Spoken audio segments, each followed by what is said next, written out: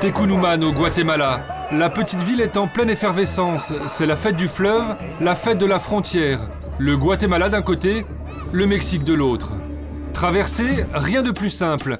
À pied quand le niveau de l'eau le permet.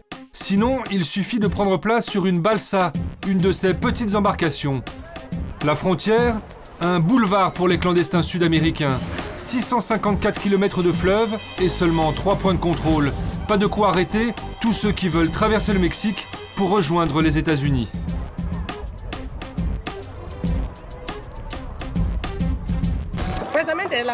C'est censé être une frontière, la ligne de séparation entre les deux pays. Mais tout le monde passe ici, et n'importe où. Et tu fais passer beaucoup d'illégaux ? Oui, mais moins aujourd'hui. Là-bas au Mexique, il y a beaucoup d'enlèvements, alors moins de gens passent maintenant. Avant, il y en avait énormément.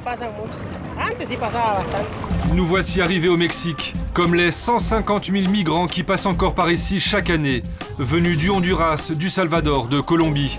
Et à leur arrivée, ils sont attendus par les tueurs des cartels mexicains. Ce matin, la marine mexicaine a annoncé la découverte d'au moins 72 cadavres dans un ranch de la ville de San Fernando.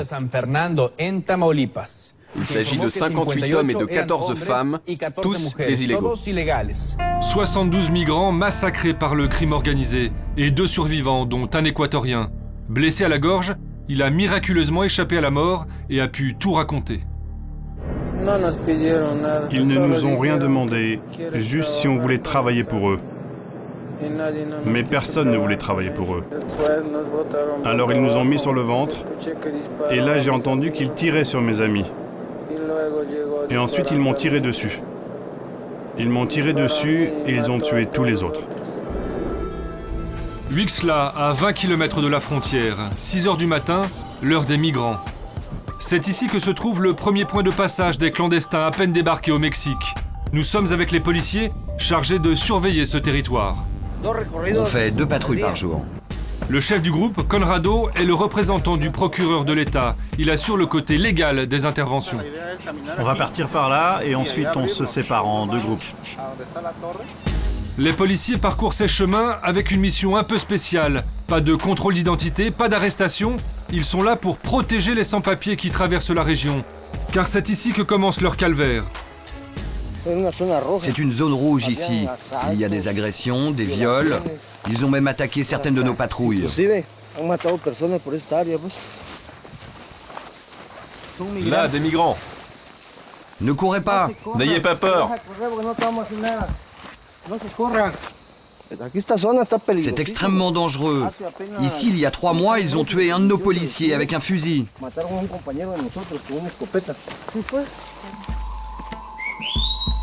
Chef ? Les policiers et les 2 migrants, un frère et sa sœur de 16 et 17 ans, rejoignent le reste de la patrouille. Je voulais aller à Tijuana pour travailler là-bas. Vous venez d'où? Du Guatemala.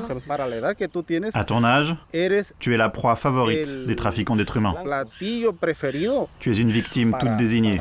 Le petit nous a dit qu'on pouvait passer sans problème. Mais on savait pas, nous. Qui t'a embauché pour faire passer ces gens? Ils t'ont payé combien? Le petit garçon finira par craquer. Il travaille pour un réseau de passeurs qui opère le long de la frontière. Les clandestins sont systématiquement laissés libres. Mais comme ces 2-là sont mineurs, le chef décide de les livrer à la police de l'immigration, les migras comme on les appelle. Nous les filmons en caméra cachée. Tu comprends, ils sont mineurs, je ne peux pas les laisser aller. Il n'y a que 3 postes de contrôle comme celui-ci dans la région, et les migras ne semblent pas faire leur travail avec beaucoup de conviction. Sauf de temps en temps. Ces 3 Guatémaltèques en ont fait les frais. Il faut dire qu'ils ont essayé de passer juste derrière le poste de contrôle. Qu'est-ce que vous allez en faire?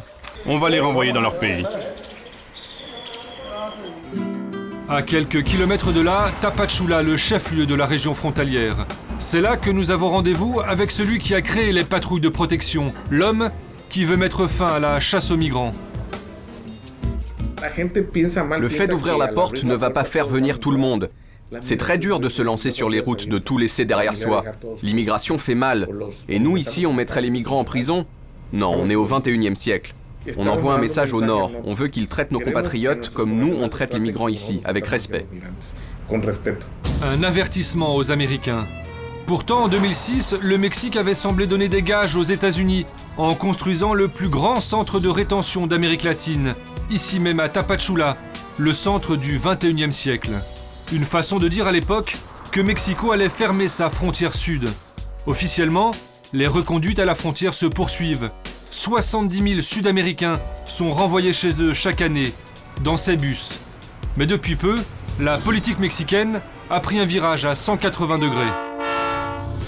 Arriaga, 250 km plus au nord, l'étape suivante des clandestins, la station de départ du train de marchandises qui va les emmener vers les États-Unis. On n'est pas de la police. Comment ça va? On est de la Commission des droits de l'homme. Les associations humanitaires sont présentes elles aussi. Maria fait des patrouilles dans la région depuis 6 ans pour aider des migrants souvent à bout de force, comme ce Nicaraguayen, père d'une petite fille d'1 mois et qui vient de se faire agresser. Il avait un grand couteau. Moi, j'ai toujours dit, je ne veux pas d'ennui. Je ne veux pas rester un jour de plus ici. Je veux juste qu'il n'y ait pas de problème avec ma femme et ma fille. Avant de décider de faire quoi que ce soit, tu dois faire enregistrer ta fille. Ils sont des centaines à attendre le long des voies, jour et nuit. Le train n'a pas d'horaire fixe. Ce soir-là, les clandestins ont de la visite. Un ministre en personne, le patron de l'Institut national des migrations, avec une délégation de députés. Il a des annonces à faire, une loi qui légaliserait le transit des migrants. On veut leur faciliter de la meilleure manière la traversée de notre pays. On veut trouver les bonnes solutions. Et j'insiste là-dessus. Il faut qu'ils puissent traverser notre pays de façon légale, avec des papiers, et s'ils peuvent passer aux États-Unis, qu'ils le fassent. Presque un bras d'honneur aux Américains. Ce visa de transit pour la frontière US permettrait aux migrants d'éviter les filières clandestines, les guet-apens tendus par la mafia. 5 fois, j'ai pris le train 5 fois. Un jour, les tueurs ont longé le train en nous menaçant avec leurs armes. Ils voulaient nous forcer à descendre dans leur voiture. Ils ont enlevé beaucoup de monde ce jour-là. C'est ça la vie du train. Moi, j'ai pu m'échapper avec 2 membres de ma famille qui voyageaient avec moi. 7 heures du matin, après une nuit d'attente, le train va enfin partir. Je vais aller à Veracruz et après plus haut. Plus haut, c'est-à-dire aux États-Unis. La fameuse loi en discussion au Parlement mexicain a de bonnes chances d'être votée. Elle permettrait à des dizaines de milliers de Sud-Américains de rejoindre plus facilement la frontière US. Pas sûr que Washington reste sans réaction face à cette nouvelle forme de résistance latino-américaine.